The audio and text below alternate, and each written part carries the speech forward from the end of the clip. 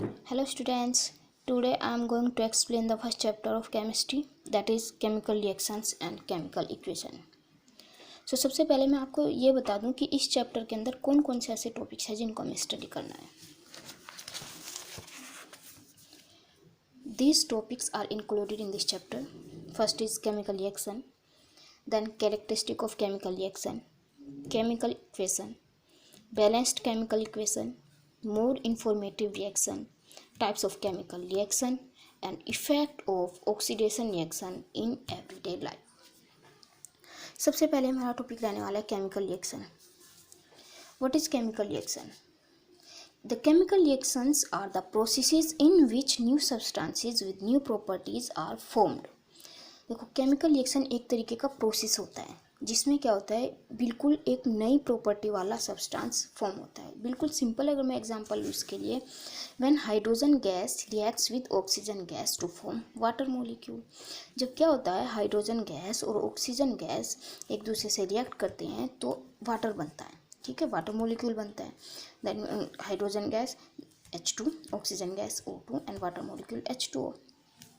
अब ये जो आपके पास ये वाटर बना है, इस वाटर की प्रॉपर्टीज सारी डिफर होंगी ऑक्सीजन गैस से और हाइड्रोजन गैस से. जो हाइड्रोजन गैस की प्रॉपर्टीज होंगी या ऑक्सीजन गैस की प्रॉपर्टीज होंगी, वो ज़रूरी नहीं है कि वो प्रॉपर्टीज़ आपके वाटर मॉलिक्यूल के अंदर मिले. इसकी प्रॉपर्टीज़ बिल्कुल इन दोनों से डिफर होंगी. ठीक, दीज आर कॉल्ड रिएक्टेंट्स. जो आपके पास लेफ्ट साइड के सब्सटेंसेस होते हैं जो एक दूसरे के साथ रिएक्ट करते हैं बिफोर रिएक्शन, जो आपके सब्सटेंसेस होते हैं, दैट मीन्स रिएक्शन से पहले की जो आपके सब्सटेंसेस होते हैं उनको आप बोलते हैं रिएक्टेंट्स. और बाद में जो आपके पास एक नया सब्सटेंस बनता है बिल्कुल नई प्रॉपर्टीज़ के साथ, तो उसको आप बोलते हैं product. That means left side के जो आपके पास सब्सटेंसेस होंगे they are called reactants, and जो आपके राइट साइड के सब्सटेंसेस होते हैं उनको आप बोलते हैं प्रोडक्ट. प्रोडक्ट में भी 1, 2, मोर देन 2. ठीक, कुछ भी हो सकते हैं, 2, 3, 4, कुछ भी हो सकते हैं प्रोडक्ट्स आपके. चलिए,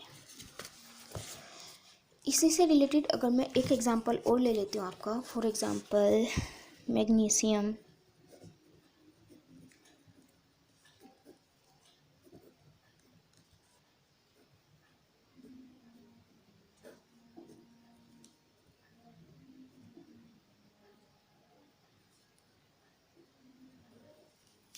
When magnesium ribbon is heated in the presence of air, air की प्रेजेंस में जब मैग्नीशियम रिबन को हीट किया जाता है तो एक वाइट पाउडर की फॉर्म में नीचे कुछ सब्सटेंस गिरने लगता है जिसको आप क्या बोलते हैं, magnesium oxide. White powder form होती है इसकी, वाइट पाउडर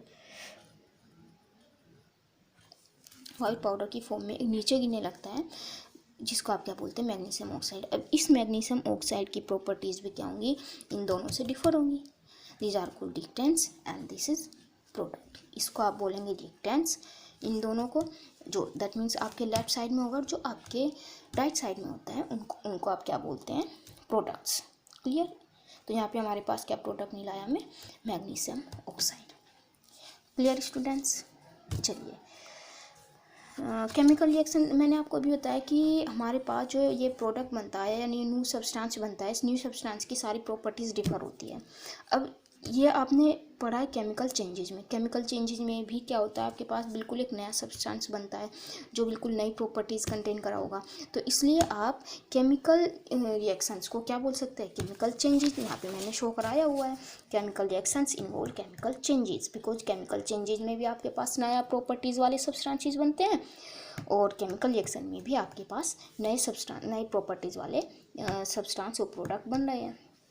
ठीक, अब नेक्स्ट आपके पास ये रिएक्टेंट और ये प्रोडक्ट वाले पॉइंट मैंने आपको क्लियर करा दिए. नेक्स्ट आता है, during a chemical reaction atoms of one element do not change into those of another element. That means कहने का मतलब यह है कि यहाँ जब कोई रिएक्शन होती है केमिकल रिएक्शन, तो उसमें आपके एटम्स एक दूसरे में कोई एटम होगा वो दूसरे में कन्वर्ट नहीं हो सकता है. फॉर एग्जांपल, जैसे मैंने यहाँ पे एग्जांपल लिया था आपका H2O2 एंड H2O. ठीक, when hydrogen gas reacts with oxygen gas to form water molecule. चलिए, तो इसमें क्या हो रहा है, अगर आपके लेफ़्ट साइड में जो रिएक्टेंट्स हैं वो यहाँ पे हाइड्रोजन एलिमेंट है, ऑक्सीजन एलिमेंट है, तो इस साइड जो आपका प्रोडक्ट बनेगा उस प्रोडक्ट में भी आपके पास हाइड्रोजन और ऑक्सीजन एलिमेंट ही प्रेजेंट होंगे। ऐसा नहीं है कि यहाँ पे कोई आपका दूसरा सल्फर या नाइट्रोजन कुछ भी आपका अलग से कोई एलिमेंट आ जाएगा, नॉट पॉसिबल।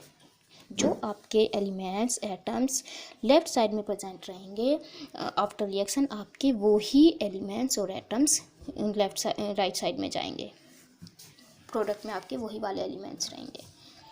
Clear students? कुछ एग्जांपल्स मैंने यहाँ पे दिए हुए हैं। ये फर्स्ट एग्जांपल मैंने आपको एक्सप्लेन कर दिया है, सेकंड भी आपका यही रहने वाला है एग्जांपल, सेम इसी टाइप का। When potassium iodide KI, when potassium iodide solution is added to lead nitrate solution, then a yellow PPT of lead iodide is form. ये potassium iodide, lead nitrate, lead iodide, ये सब आपके chemicals आते हैं। ठीक, चलिए next आता है आपके पास when zinc granules. Zinc granules होता है जिंक डस्ट बोल सकते हैं आप जिंक को। ठीक, जिंक का जो पाउडर होता है, जिंक पाउडर जब डाइल्यूट सल्फ्यूरिक एसिड के साथ रिएक्ट करता है तो आपकी हाइड्रोजन गैस बनती है। जिंक डस्ट जब आपकी रिएक्ट करेगी किसके साथ, सल्फ्यूरिक एसिड के साथ, to form zinc sulphate plus hydrogen gas. Clear students? Zinc dust ने सल्फ्यूरिक एसिड के साथ जब रिएक्ट किया तो आपके पास क्या बने, zinc sulphate and hydrogen gas. These are reactants and these are products.